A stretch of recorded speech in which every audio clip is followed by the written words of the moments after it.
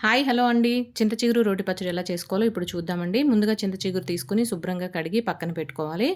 ఇప్పుడు స్టవ్ వెలిగించి కళాయి పెట్టుకొని ఒక స్పూన్నర ఆయిల్ వేసుకొని కారానికి తగినన్ని ఎండుమిర్చి వేసుకొని, ఒక చెంచా ధనియాలు, ఒక పావు చెంచా జీలకర్ర, 2 చెంచాలు నువ్వులు వేసుకొని దోరగా మంచి వాసన వచ్చిన వరకు వేయించుకొని తీసుకొని పక్కన పెట్టుకోవాలి. ఇప్పుడు అదే కళాయిలో ఒక చెంచా ఆయిల్ వేసుకొని మనం కడిగి పక్కన పెట్టుకున్న చింత చిగురు వేసుకొని, ఒక పావు స్పూన్ పసుపు, కొంచెం అడుగు పట్టకుండా సాల్ట్ వేసుకొని వేయించి తీసి పక్కన పెట్టుకోవాలి.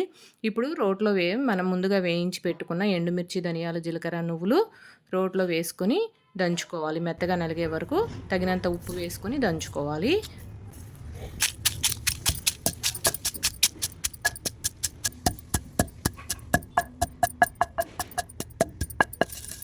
ఇప్పుడు అది మెత్తగా నలిగిన తర్వాత ఒక 6, 7 ఎల్లుల్లి రెమ్మలు తీసుకొని అవి కూడా వేసుకొని మెత్తగా దంచుకోవాలి. ఇప్పుడు మనం వేయించి పక్కన పెట్టుకున్న చింత చిగురు వేసుకొని దంచుకోవాలి.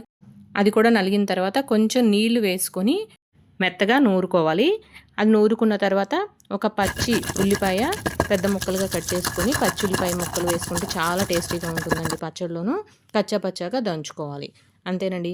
ఉప్పు అది సరిపోయిందో లేదో చూసుకొని తీసుకోవడమే. చాలా టేస్టీగా ఉంటుందండి చింత చిగురు పచ్చడి. అయితే దీన్ని పోపు వేసుకుంటే రుచిగా ఉంటుంది. పోపు వేసిన వరకు మా పనమ్మాయికి పచ్చళ్ళు అంటే నాకులాగా చాలా ఇష్టం అండి. అది ఆగలేక కొంచెం అన్నం కలిపి పెట్టండి అంది. అదే రోట్లో వేసి 2 ముద్దలు కలిపేసి పెట్టాను. చాలా బాగుందండి.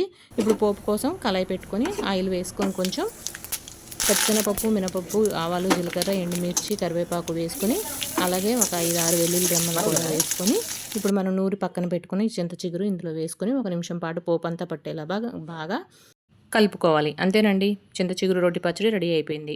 లైక్ చేయండి, షేర్ చేయండి, సబ్స్క్రైబ్ చేసుకోండి. Thank you. బాయ్.